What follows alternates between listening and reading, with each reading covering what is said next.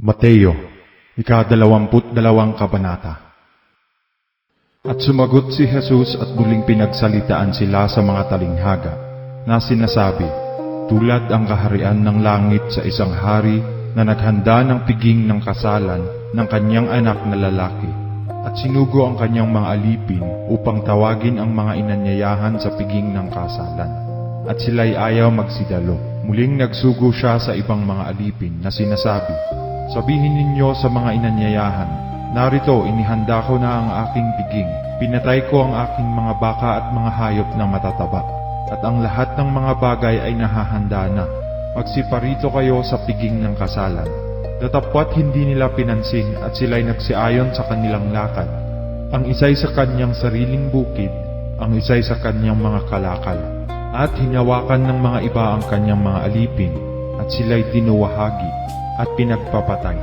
Datapwat ang hari ay nagalit at sinugo ang kanyang mga hukbo, at pinuksa ang mga mamamatay taong yaon, at sinunog ang kanilang bayan.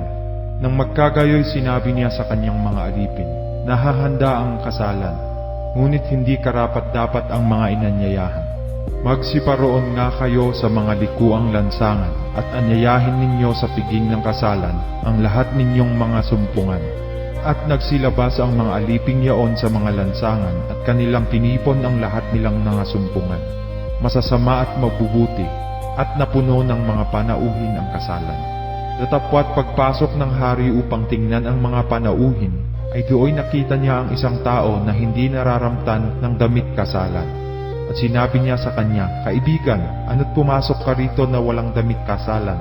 At siya'y naumid. Nang magkagayoy sinabi ng hari sa mga naglilingkod, gapusin ninyo ang mga paa at mga kamay niya, at itapon ninyo siya sa kadiliman sa labas.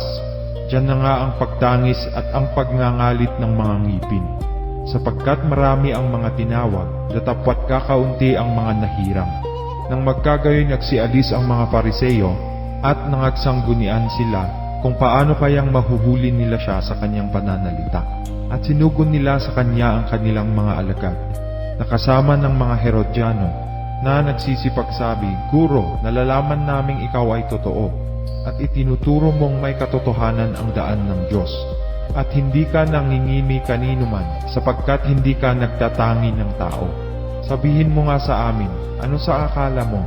Matuwid bagang bumuwis kay Cesar o hindi? Datapwat na pagkikilala ni Jesus ang kanilang kasamaan, at sinabi sa kanila, bakit ninyo ako tinutukso? Kayong mga mapagpaimbabaw, ipakita ninyo sa akin ang salaping pangbuwis. At dinala nila sa kanya ang isang denaryo. At sinabi niya sa kanila, kanino ang larawang ito at ang nasusulat? Sinabi nila sa kanya, kay Cesar. Nang magkagayoy sinabi niya sa kanila, kaya't ibigay ninyo kay Cesar ang sa kay Cesar, at sa Diyos ang sa Diyos. At pagkarinig nila nito, ay nagsipanggilalas sila, at siya'y iniwan at nagsiyaon. Nang araw na yaon ay nagsilapit sa kanya ang mga Saduseo, na nangagsasabing walang pagkabuhay na mag-uli. At siya'y kanilang tinanong na sinasabi, Guro, sinabi ni Moises, kung mamatay na walang mga anak ang isang lalaki, ay mag-asawa ang kanyang kapatid na lalaki sa asawa niya, at magkakaanak sa kanyang kapatid na lalaki. Nagkaroon nga sa amin ng 7 magkakapatid na lalaki, at nag-asawa ang panganay at namatay. Sapagkat hindi siya nagkaanak, ay iniwan niya ang kanyang asawa sa kanyang kapatid na lalaki. Gayon din naman ang nangyari sa pangalawa, at sa pangatlo hanggang sa ikapito. At sa kahuli-hulihan nilang lahat ay namatay ang babae. Sa pagkabuhay ngang muli, sino kaya doon sa 7 ang magiging asawa? Sapagkat siya'y naging asawa nilang lahat. Ngunit sumagot si Jesus at sinabi sa kanila, nagkakamali kayo sa hindi pagkaalam ng mga kasulatan, ni ng kapangyarihan man ng Diyos. Sapagkat sa pagkabuhay na maguli ay hindi na mga aasawa, ni mga papag-aasawahin pa, kundi gaya ng mga anghel sa langit.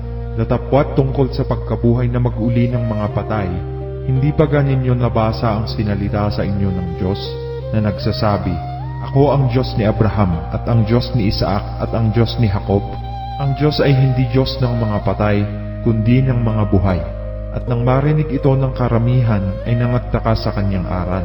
Datapwat nang marinig ng mga Fariseo na kanyang napatahimik ang mga Saduseo, ay nangagkapipon sila, at isa sa kanila na tagapagtanggol ng kautusan ay tinanong siya ng isang tanong upang siya'y tuksuhin.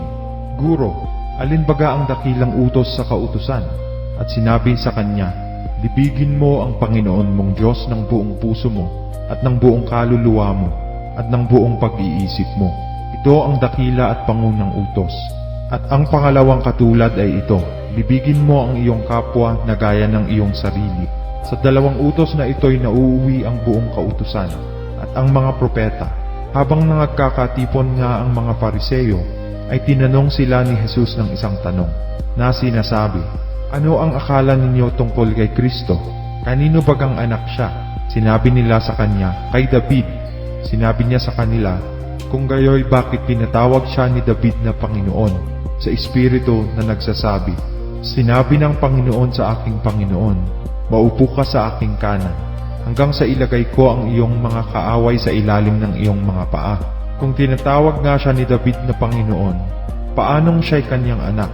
At wala sinumang nakasagot sa kanya ng isang salita, ni wala sinumang nangahasbuhat sa araw na yaon na tumanong pa sa kanya ng anumang mga tanong.